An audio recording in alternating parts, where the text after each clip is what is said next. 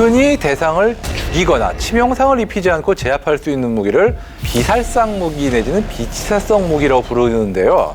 그러나 이와 같은 명칭에도 불구하고 실제로는 치명상을 입히는 사례도 무시할 수 없을 정도로 발생하고 있습니다. 때문에 관련 무기 사용에 대한 국제 규범과 정책들도 정립되고 있는데요. 치명적이지 않아서 더 치명적일 수 있는 이런 무기들을 살펴보기 전에 구독, 좋아요, 알림 설정으로 리얼 웨폰을 응원해주세요.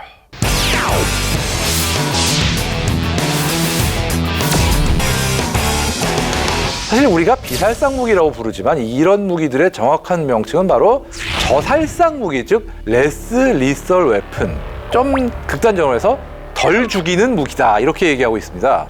이론적으로는 상대를 죽이지 않고 제압하는 무기다 이런 얘기인데요. 냉전 종식 이후 전쟁의 양상이 국가 간 전쟁에서 테러 단체나 게릴라 반군 등에 대한 비정규전으로 변화하면서 저살상 무기 체계의 중요성이 강조되어 왔고요. 미군 또한 1990년대 이후부터 관련 장비 도입과 훈련 비중을 크게 늘려왔습니다. 대표적인 저살상 무기로는 곤봉이나 삼단봉 같이 인력을 직접 이용하는 타격병기가 있죠. 이러한 타격 무기들은 원시 시대부터 오늘날까지 가장 기본적인 제압 수단으로 널리 사용되어 왔는데요. 구조와 사용 방식이 비교적 단순하기 때문에 직관적이지만 반면에 다양한 상황에 효과적으로 대응하기 어렵다 이런 한계도 있습니다. 때문에 이런 문제를 극복하고자 정교하고 다양한 저살상 무기들이 등장했는데요. 최루가스나 구토작용제, 향정신성 작용제 같은 가스나 액체를 분무하는 방식의 무기도 있지만 물리적 타격력이 필요한 상황도 있기 때문에 발사체로 상대를 타격하는 방식의 저살상 무기 이런 종류가 꽤 많죠. 그중 대표적인 게 바로 고무탄입니다. 고무탄은 말 그대로 고무로 된 탄환을 발사해서 상대를 타격하여 제압하는 방식의 저살상 무기인데 대부분은 일반 총기보다는 산탄총, 유탄 발사기, 최루탄 발사기 같은 대구경 화기로 사용됩니다. 그럼 고무탄을 대구경 총기에서 사용하는 이유가 있을까요? 운동 에너지가 상당히 있어야 되는데 동시에 관통력은 없어야 되기 때문이죠. 작은 구경의 탄환에서 높은 운동 에너지를 얻으려면 속도가 빨라야 되는데 반대로 속도가 빨라질 경우에는 관통력이 높아지기 때문에 관통산이라든가 피부에 박힌다든가 피해가 확대될 가능성이 높아집니다. 이를 방지하기 위해서 속도를 낮추면서도 질량은 높여서 운동 에너지를 확보하는 대구경 탄환이 제격인 거죠. 고무탄이라고 해서 완전히 고무로만 만들어졌다 이렇게 생각할 수도 있는데 실제로는 그렇지 않습니다. 고무만 가지고 충분한 질량이 확보되지 못할 경우도 많기 때문에 작은 쇠구슬 같은 재질을 넣고 외부를 두껍게 고무로 씌운 이런 방식도 많고요. 이외에도 아예 고무가 아닌 PVC 원통이나 경질 스펀지 같은 다른 재질도 많이 사용되는 편입니다. 참고로 2000년대 이후부터는 레저용의 페인트볼 발사기에 페인트볼 대신에 고무탄이나 최루가스 캡슐을 장전해가지고 사용하는 그런 경우도 꽤 많았습니다. 벨기에 총기 명문인 FN사 같은 경우는 아예 페인트볼 규격을 이용해가지고 저살상 무기인 FN303을 개발했는데 미군에서 이를 도입한 바가 있습니다. 이거는 화약 대신에 고압 압축가스를 이용하기 때문에 폭음이나 연기, 화염 등으로 인한 군중의 혼란을 줄일 수도 있고 화재 위험도 없어서 한때 주목받은 바 있습니다. 지금도 나름 팔리는 걸로 알고 있고요. 이 밖에도 미국 경찰이 흔히 사용하는 저살상탄인 빈백, 즉 콩주머니도 빠지면 섭섭한데요.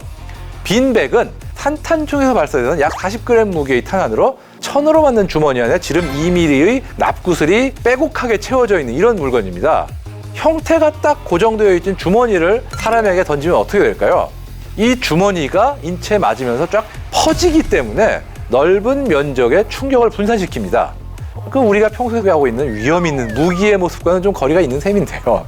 하지만 타격 효과도 높고 또 살상 가능성이 상당히 낮기 때문에 빈백도 널리 사용되는 저살상 무기 중 하나입니다. 이처럼 다양한 저살상 타격 수단들이 존재하지만 물리적 타격에는 언제나 위험성도 따르는 법이죠. 앞서 말한 고무탄 등으로 인해서 실명이나 중상을 입은 사례도 많은데요. 실제로 1975년 영국에서 시위 진압 사례를 연구한 결과 고무탄에 의해서 사망자가 1명, 장애를 수반한 중상이 17건, 입원이 필요한 중상도 41건이나 발생했다고 하죠. 이러한 이유로 각국의 경찰과 군대는 고무탄 사용에 대해 엄격한 지침을 마련해서 거리와 타격 부위 등에 대한 세부 규정을 마련했습니다.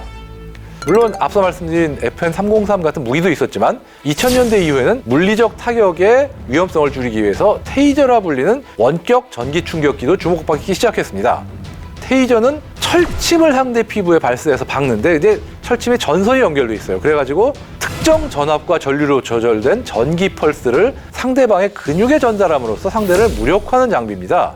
이게 단순히 높은 전압을 흘려가지고 감전시키는 방식은 아니기 때문에 감전에 의한 사망 가능성은 낮고 또 수미터 거리의 상대를 제압할 수 있다는 게 큰 장점입니다. 기존의 전기 충격기는 전기 충격기를 갖다 대야 됐는데 이거하고 다른 거죠. 또 최근에는 2연발이나 5연발처럼 여러 발 쏠 수 있는 테이저도 개발되는 추세고요. 그런가 하면 음파나 전자파를 이용하는 저살상 제압 장비도 등장했는데요. 대표적으로 미국이 개발해서 미 해군도 사용하는 LRAD가 있습니다. LRAD는 간단하게 얘기하면 아주 강한 음파를 쏘는 특수한 스피커입니다. 사람이 들을 수 있는 주파수 범위, 즉 20에서 2만 헤르츠 안에서 강한 음파를 발사해 상대를 제압한다고 알려져 있고요. 미군과 경찰이 시위 진압이나 군중 통제 목적으로 주로 사용하는데 또 선박에 장착해서 해적의 접근을 막는데 사용되기도 했다고 합니다. 또 고출력 전자파를 발사하는 ADS, 즉 액티브 디나이얼 시스템, 능동적 거부 체계도 있는데요. 이 ADS는 전자레인지의 원리를 활용한 무기입니다. 전자파가 인체에 수분과 닿으면 가열돼서 고통을 유발하는 이런 원리를 이용하는 거죠. 테스트 결과 3초만 노출돼도 피부 온도가 섭씨 44도까지 올라서 고통을 느낀다고 하고, 노출 시간이 길어질수록 화상은 물론 안구 손상이나 암 발생 가능성까지 있기 때문에 사용에 주의가 필요한 무기죠. 그래서인지 미군도 이 장비를 아프가니스탄에 배치는 했지만 결국 실제로 사용하지 않았다고 합니다. 이 외에도 EMP탄 등 우리 일상을 위협할 수 있는 다양한 저살상 무기들이 현대전에서 주목받고 있고 앞으로도 새롭게 등장할 텐데요. 전쟁 양상의 변화 속에서 필수적인 체계로 자리 잡은 저살상 무기지만 100% 안전하다고 보장할 수는 없는 만큼 사용에 늘 신중을 기해야겠습니다.